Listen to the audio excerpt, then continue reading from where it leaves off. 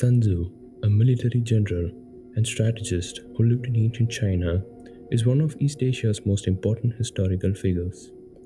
Traditional historians believe that he lived between 544 to 496 BC. Sun Tzu's birth name was Sun Wu. The name he is well known with an honorific that means Master Sun. He is most famous for writing The Art of War, a timeless classic and one of the most important works of Eastern literature. The Art of War is a treatise on military tactics and warfare that has been employed by the likes of Napoleon, Mao Zedong, Fidel Castro, Joseph Stalin, and General Douglas MacArthur to plan their strategies in countless battles and conflicts. Chinese emperors and rulers have also consulted the treatise for guidance during periods of war. No other text on military science has ever been so popular and widely read as The Art of War. Multiple translations of Sun Tzu's masterpiece exist, and millions of copies have been sold down the centuries. Divided into 13 chapters and written in points, the treatise covers all aspects of war, from the importance of positioning and military strategy to the use of spies, from the treatment of troops to ways of courting defeat. It also touches on subjects such as diplomacy, cultivating relationships with other states, and avoiding battles in war.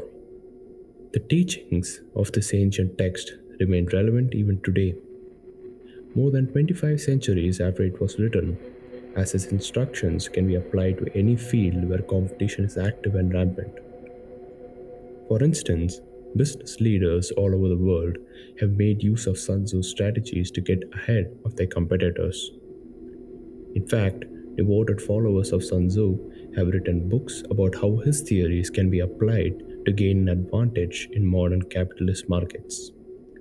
The treatise is of interest to not only scholars, historians, or Orientalists, but to everyone who is interested in the history and culture of Asia, and especially China. Chapter 1, Laying Plans. Sun Tzu said, "The art of war is of vital importance to the state. It is a matter of life and death, a road either to safety or to ruin. Hence, it is a subject of inquiry which can on no account be neglected. The art of war, then, is governed by five constant factors to be taken into account in one's deliberations when seeking to determine the conditions obtaining in the field. These are the moral law, heaven, earth, the commander, method, and discipline. The moral law causes the people to be in complete accord with their ruler so that they will follow him regardless of their lives undismayed by any danger. Heaven signifies night and day, cold and heat, times and seasons.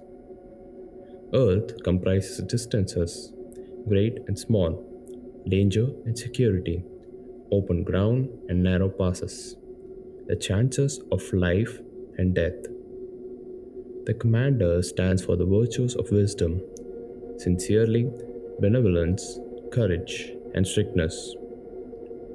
By method and discipline are to be understood the marshalling of the army in its proper subdivisions, the graduations of rank among the officers, the maintenance of roads by which supplies may reach the army, and the control of military expenditure. These five heads should be familiar to every general. He who knows them will be victorious.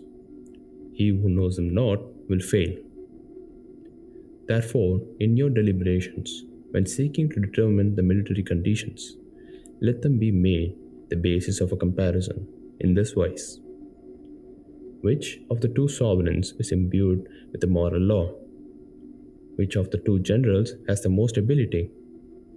With whom lie the advantages derived from heaven and earth?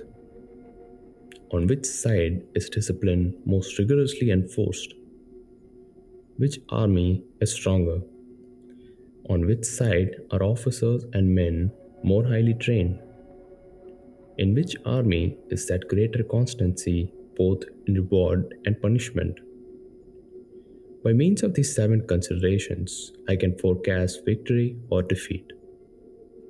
The general that hearkens to my counsel and acts upon it will conquer, let such a one be retained in command. The general that hearkens not to my counsel, nor acts upon it, will suffer defeat. Let such a one be dismissed. While heading the profit of my counsel, avail yourself also of any helpful circumstances over and beyond the ordinary rules. According as circumstances are favorable, one should modify one's plans. All warfare is based on deception. Hence, when able to attack, we must seem unable. When using our forces, we must seem inactive. When we are near, we must make the enemy believe we are far away. When far away, we must make him believe we are near. Hold out baits to entice the enemy, feign disorder, and crush him. If he is secure at all points, be prepared for him. If he is in superior strength, evade him. If your opponent is of choleric temper, seek to irritate him. Pretend to be weak that he may grow arrogant. If he is taking his case, give him no rest. If his forces are united, separate them. Attack him where he is unprepared. Appear where you are not expected. These military devices leading to victory must not be divulged beforehand. Now, the general who wins a battle makes many calculations in his temple where the battle is fought. The general who loses a battle makes but few calculations beforehand. Thus, too many calculations lead to victory and few calculations to defeat. How much more no calculation at all? It is by attention to this point that I can foresee who is likely to win or lose.